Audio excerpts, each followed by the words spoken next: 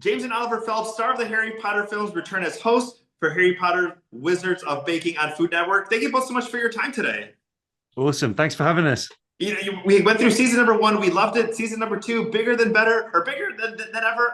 We got some couple of guest stars: Warwick Davis, Devin Murray. I mean, tell me a little bit about having some of those people show up on the series. It's great because I think, like everyone saw in season one, when we have some of our alumni come back, it means just as much to them as it does to the contestants seeing them, because they're back in a space which they haven't been in a long time. So they've got all these memories coming back for them, and I think that it's very much the same in season two as well. Let's talk a little bit about the series because obviously you have a different perspective. This is like where you filmed, where you were, memories of what you were going through at the time. We talk a little bit about being in the space. I mean, does it feel surreal? In one way, it does, because if anything, it makes me feel youthful because it feels like I'm back 15 years ago. So I feel a lot fresher. But then in another regard, it's just cool, like stepping onto the set where the kitchen is. Because that is like a huge Potter set in itself. Like it's such an impressive space. So being able to see these guys baking and doing their thing up close in that environment is really cool as well. Let's talk a little bit about some of the creative ideas because we're not taking, the cake mix out of the box and then putting it together. I mean, they're going through some incredible challenges and creating some wonderful works of art. Tell us a little bit about what we can see this season. Yeah, so there's literally the biggest bakes I've ever seen in my life, and not only do they look fantastic, they taste fantastic. But one thing which I cannot get over is that there's no one really stresses, even if things aren't going right. Like there's one guy, Stefan, he's always smiling, he's always kind of bouncing on his toes, even if he's up against the clock. So I'll be fine. I'll get it done. And like, if I'm in the kitchen, if I know that something's not going right, I will be a mess.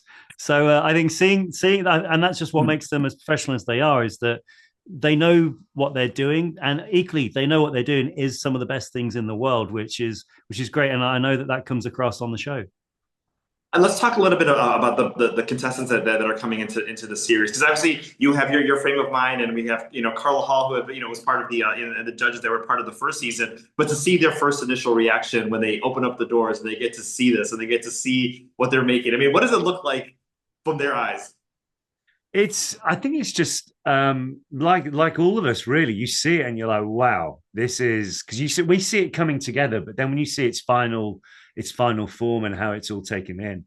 And I think the cool thing what Carla and Joseph really put across as well is that it's not just the visual, it's the tasting elements as well.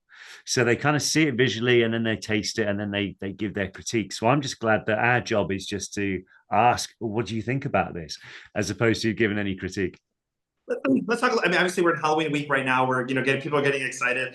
I've been to a couple of different Halloween events with my family this whole week. So many Harry Potter inspired costumes that I still see all the time. I mean, what is it like for the two of you to be able to see, whether people send them to you on social media or out in person, but just as people are getting excited for the season?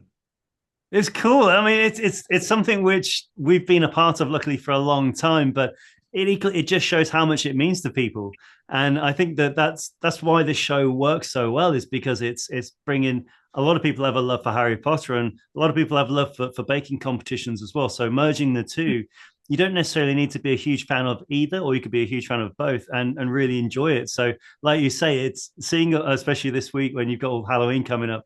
There's always going to be a Harry, Ron, and Hermione. All the cool people go as Fred and George, Yep. obviously. Yep. But it's that thing where you could be so many people from all different of the one of the characters.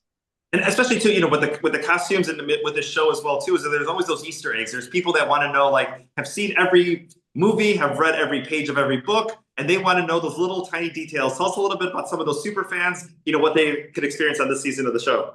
Yeah, so there's some really cool little Easter eggs what are in there as well, especially in some of the bakes. Like there's one where they have to recreate.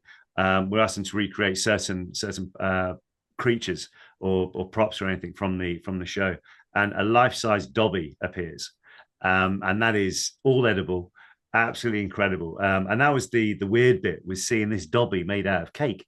So there's a few things which are quite astounding to see up close. But also some of the contestants, I would say, are huge Potter fans. So they'll put in their own little Easter egg or something which may have been mentioned once in the book and seen for a split second in the film. And they say, "Oh, do you recognize that?" And we're like, "Yeah, of course. Oh, yeah, that's right, isn't it?" Like they know more than we do. It's funny too, because as a parent, sometimes your child is learning something in school, and you're like, I remember this. I don't know if I remember this completely, or I have no idea what this is. And I'm sure that's what it's like for you too, of like the Easter eggs of like, wait a minute, I think I remember that scene. What is Yeah, that? that's it. Yeah, or even most people will remind us about stuff. And we're like, oh, is it? Oh, yeah, yeah, yeah, yeah. And then you kind of remember back because some people know them a lot more than we do. And then final thing here, let's go. Obviously we're going into the holiday season, a lot of baking going on, and obviously presentation is a big part of that. And maybe social media plays a role if people want to show off the cakes and the desserts that they have. What you've learned from season one and season two, some tips for everybody watching as far as getting that perfect dessert made. Perfect dessert made. Timing is everything. So make sure you've got the timing set up and you've got things ready to roll in. And don't do anything if it's too warm. Don't put any cream on it too early. These are things I've been told, not that I've practiced myself. I need to get that out there. But if in doubt, obviously watch it on Food Network or on HBO Max on season two, and then you can maybe try a few of these desserts on the way. Exactly. I think for the holidays, I think we need this life size, Dobby here in our house. That's my With a aspiration. sweater on and stuff. That is awesome. James Oliver, thank you both so much for your time today. Food Network, November 2nd is where we're going to get the new season of Harry Potter, Wizards of Baking. And thank you so much for your time today. That's great. Cheers, Rudy. Thank you. Thank you.